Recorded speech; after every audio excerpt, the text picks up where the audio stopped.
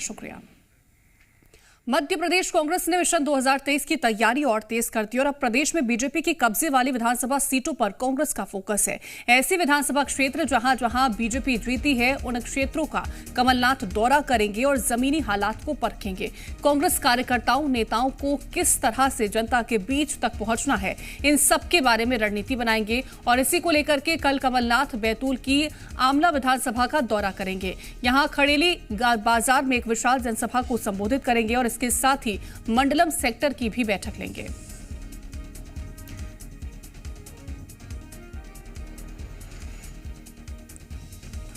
तो जहां जहां पर बीजेपी मजबूत है वहां कांग्रेस को मजबूत करने की कोशिशें अब की जा रही हैं।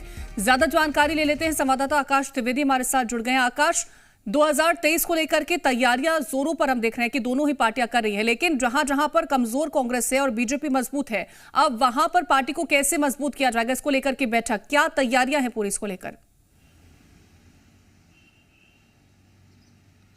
देखिए, 2023 आ चुका है, चुनाव दहलीज पर है। ऐसे में कांग्रेस पार्टी अब अपना पूरा चुनावी खाका तैयार कर रही है। खासतौर पर उन सीटों पर फोकस किया जा रहा है जो 5 से 6 बार हारी हुई हैं या फिर लंबे वक्त से बीजेपी की कब्जे में रही है। यहां पर खुद पीसीसी चीफ कमलनाथ अपनी सक्रियता बढ़ा रहे हैं, जिसकी शुरुआत कल से होने जा रही है। कल बैतूल जिले के आमला विधानसभा क्षेत्र में, जो करीब 2008 के बाद से लगातार बीजेपी के कब्जे में है, इस सीट का दौरा करेंगे। यहां पर बूथ मंडलम सेक्टर की बैठक होगी। इसके साथ ही विशाल जनसभा को संबोधित भी पीसीसी चीफ कमलनाथ करते हुए नजर आएंगे। ये दौरे अब लगातार उन सीटों पर जारी रहेंगे जहां पर लंबे वक्त से बीजेपी का वर्चस्व रहा है।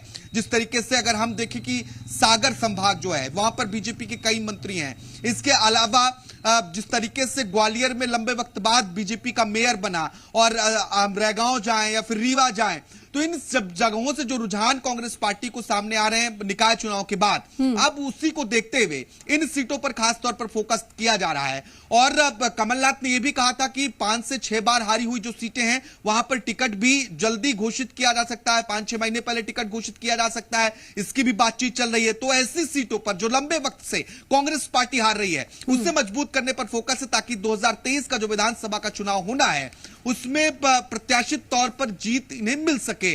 क्योंकि अब दोनों ही राजनीतिक पार्टियां अपने स्तर पर चुनावी तैयारी तेज कर दी है, चाहे वो बीजेपी की बात हो या कांग्रेस की बात हो। कांग्रेस के प्रदेश प्रभारी एक्टिव हैं, तमाम अलग अलग जो एआईसीसी से जुड़े नेता हैं वो एक्टिव हो चुके हैं, कमलनाथ खुद एक्टिव हैं। वही दूसरी ओर भारतीय जनता पार्टी में भी यही हालात है। प्रदेश प्रभारी पी मुरलीधर राव लगातार दौरे कर रहे हैं, वीडी शर्मा हो, सीएम शिवराज हो, दोनों ही राजनीतिक पार्टियां अब पूरी तरीके से चुनावी मोड में नजर आ रही हैं। बिल्कुल, दोनों ही पार्टियां पूरी तरह से कोशिशें कर रही हैं कि 2023 की राह कैसे उनके लिए आसान बने और कैसे वो जीत दर्ज कर पाएं। तमाम जानकारी आकाश पहुंचाने के लिए आपका बहुत शुक्रिया। और